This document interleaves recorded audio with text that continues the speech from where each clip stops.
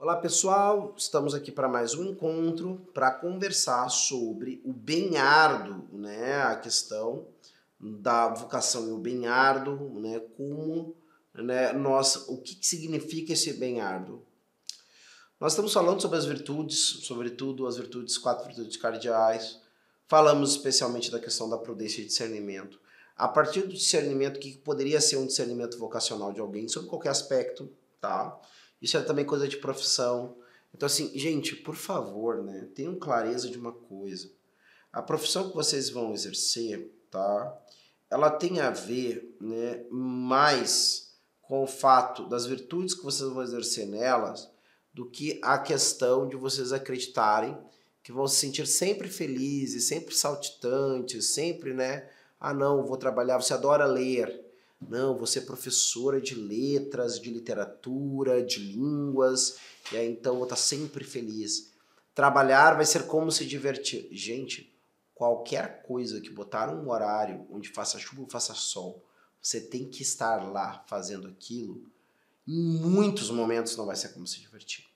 Porque não adianta. Se eu obrigasse você a se divertir todos os dias, das 9 às 17 horas, certo? Muito provavelmente daqui a pouquinho você estava querendo trabalhar, tá bem? Então, assim, o ser humano ele precisa de uma variabilidade das coisas, né? E o que faz é que nós podemos variar bem menos os nossos trabalhos e obrigações do que gostaríamos, tá? Algumas pessoas acabam, né, escolhendo e construindo um estilo de vida onde essa variabilidade é muito grande e elas se sentem mais ou menos como alguns descrevem por aí, é como se divertir. Olha, eu vou dizer para vocês, eu acho muito difícil que chegar num lugar desses não tenha havido antes com muito preparo, muito planejamento, muito tempo investido, né? E também a pessoa muito tempo aguentando os trabalhos convencionais que estavam à disposição dela, os fazendo muito bem, certo?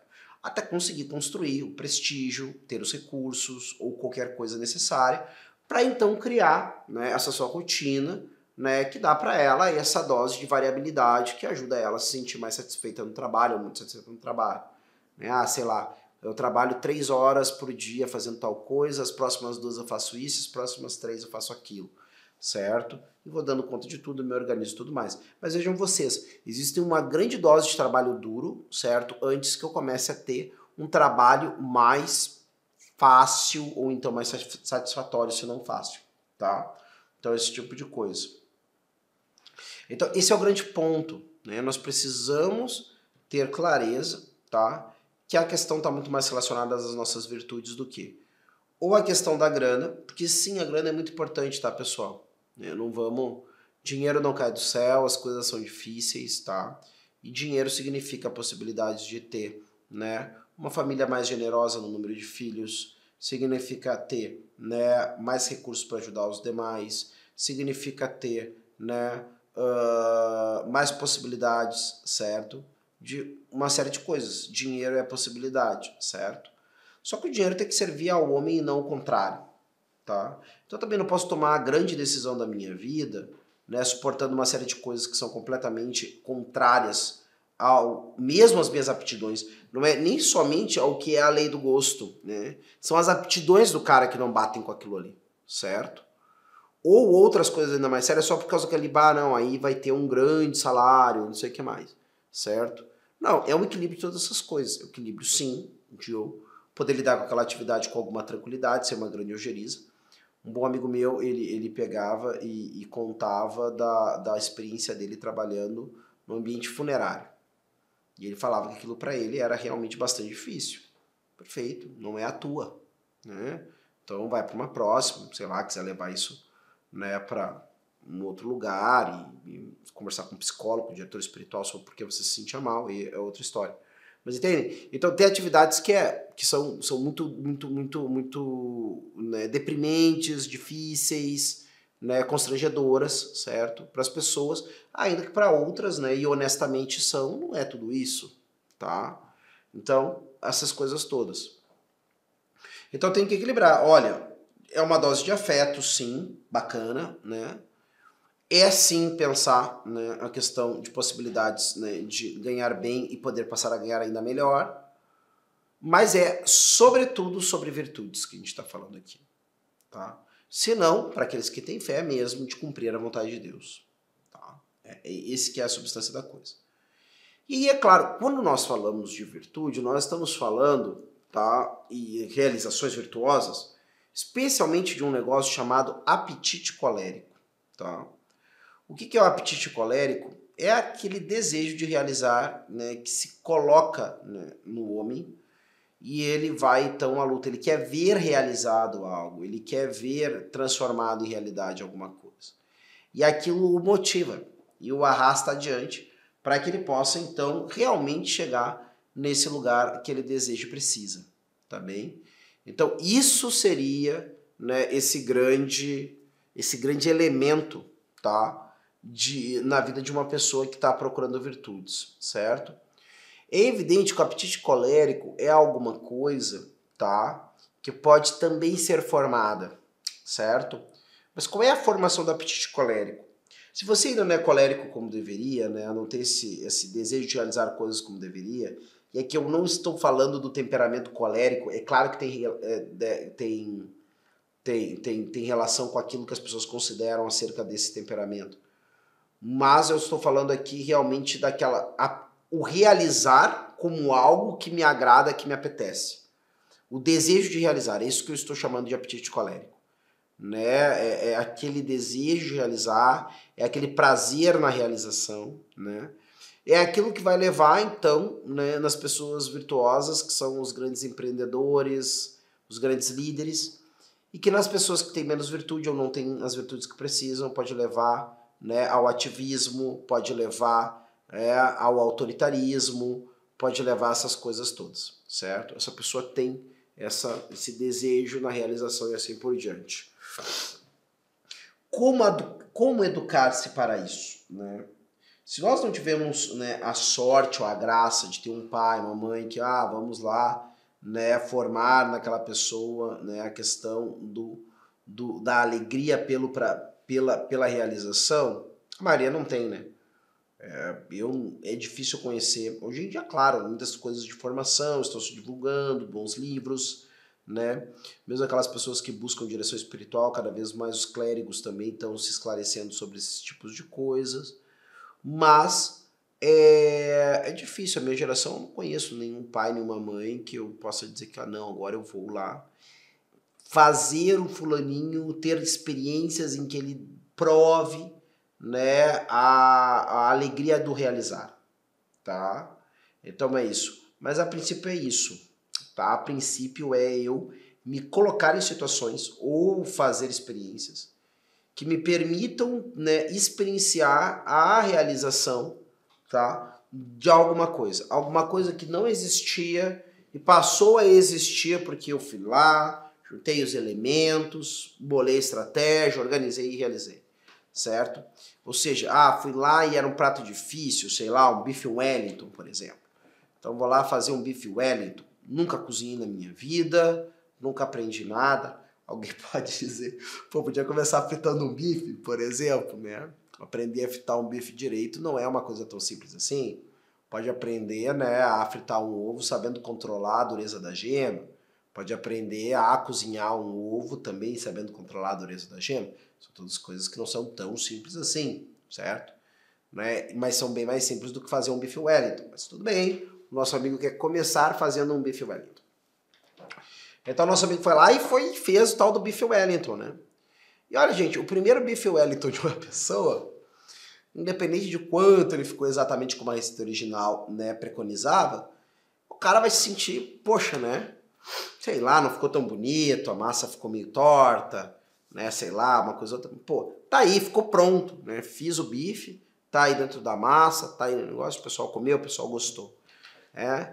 Esse cara, a partir dessa primeira realização dele, que pode também ser, em caso de outras pessoas, o bife bem frito, o ovo feito no ponto certo, o arroz soltinho para quem gosta, ou não tão soltinho assim também, tem gente que gosta de um arroz um pouquinho mais, né, grudadinho, tá? Conseguir realizar algo que você projetou, certo? Pode te dar essa experiência de ver como o quanto impacta a sua existência nas coisas. Esse impacto da nossa existência nas coisas faz nós olharmos para nós mesmos com uma positiva satisfação. Isso pode descambar, claro, para vícios, mas não necessariamente é o que vai acontecer, nem provavelmente, na minha opinião. Tá? É claro que uma pessoa que consegue realizar, está sempre realizando e realiza com muita excelência, pode cair, né, numa grande ilusão acerca da sua autonomia ou acerca da extensão das suas capacidades. Tá? A pessoa fica meio que entorpecida por essas sequências de ações bem-sucedidas. É interessante, um personagem criado pelo Tolkien me remete muito a isso, que é um personagem Fëanor, que aparece especialmente no livro O Silmarillion. Tá? Então, mas é isso. Agora, a maioria de nós, né, ao fazer essas experiências, pode, né, pensar assim, cara, que legal é fazer as coisas, que legal é cozinhar, que legal é consertar. Bah, aquela, né, poltrona ou aquela escrivaninha tava meio alguma coisa para consertar, era uma gaveta, era alguma coisa assim. E eu fui lá e aí peguei um sarrafinho, e aí já preguei, mas não ficou tão bom, aí eu já dei uma lixada, e aí já ficou legal, e aí eu consertei, não precisei, né, depender de um outro especialista e assim por diante. Claro que tudo vem com um vício, né, se nós não cuidarmos. Depois começam as autonomias que o sujeito não quer pedir ajuda de ninguém, nem debaixo de decreto, tá fazendo tudo errado, tá perdendo material, tá perdendo tempo, tá perdendo dinheiro e o sujeito não quer saber de pedir aos outros ajuda. Claro que não pode ser isso, certo? Mas sim de autonomia, sim de ser capaz de realizar coisas, certo? Que vão ajudar talvez pessoas que estão em torno de mim que não podem realizar por elas mesmas, tá? E entre outras coisas. Então, é isso. Eu vi aqui há algum tempo, havia alguns sites, um site dedicado à questão da masculinidade e tudo mais, em que uma das sessões dele era, até hoje, a gente sabe que existem algumas coisas que são aí exageradas, algumas coisas assim, que realmente quase descambam para misoginia mesmo, né? A questão de, se não um ódio, um olhar, né, negativo para a mulher, certo? Curioso até que uma página, ou páginas, ou programas, ou coisas que se dedicam aos homens, olhem as mulheres dessa forma, né? Mas assim por diante. Outro dia desse falava, né, passou por mim um corte aí de um filme antigo do Clint Eastwood, onde ele fala contra o casamento, né? Que visão besta aquela ali dele, né? Uma visão de alguém que quer ver só pra si, né? Claro que eu não sei se o personagem é isso, mas o que ele expressou seria de alguém que pensa dessa forma, tá? Mas não é disso que a gente tá falando. Parecia ser um site equilibrado, de gente normal, assim, né? Mas que falava, né, nessa coisa de conteúdo para homens, uma das coisas que tinha uma seção era coisas a fazer. Então ele estava sempre ensinando alguma coisa para fazer. Ah, como é que eu fazia um banjo de caixa de charuto? Como é que eu fazia minha própria carne seca para depois ficar, né, colocar lá no lugar, não é carne seca, mas é umas carnes, uns pedaços de carnes que eles são, né, compridos, assim, o pessoal pode ir comendo, né? Então tá toda hora ensinando alguma coisa, aprenda a fazer uma conserva, aprenda a qualquer coisa assim, tá? Porque justamente parece que, sobretudo o homem, tá? Sobretudo o homem, me parece, ele ganha uma outra conformação quando ele começa a ser o cara que resolve coisas, certo? É evidente que, né, as mulheres também gostam e sabem resolver muitas coisas, não todas que os homens também resolvem, tá? Mas na minha cabeça, e é somente isso, o meu imaginário, a maioria das mulheres, né, sabe se virar, mas quando estão, né, podendo contar com a ajuda de um homem, muito tranquilamente deixa o homem fazer as coisas por elas, certo? Pelo menos essas coisas mais periféricas aí, que não se metem diretamente com aquilo que elas valorizam profundamente, né? Então, porque a minha experiência pessoal é isso. Quando tem alguma coisa que uma mulher valoriza muito mesmo, e ela acha que só o jeito dela é o jeito certo, ela nem deixa você tocar naquilo, né? Então, mas parece que os homens têm uma especial satisfação na coisa de serem quem resolve, quem faz, quem e assim por diante, certo? De toda maneira, homens ou mulheres, tá? O apetite colérico está aí, né, para justamente ser a coroação, tá, da atitude prudente no seu sentido mais elevado, que é a aquisição, né, do bem árduo, né? O que é, inclusive, está altamente articulado com a virtude da fortaleza.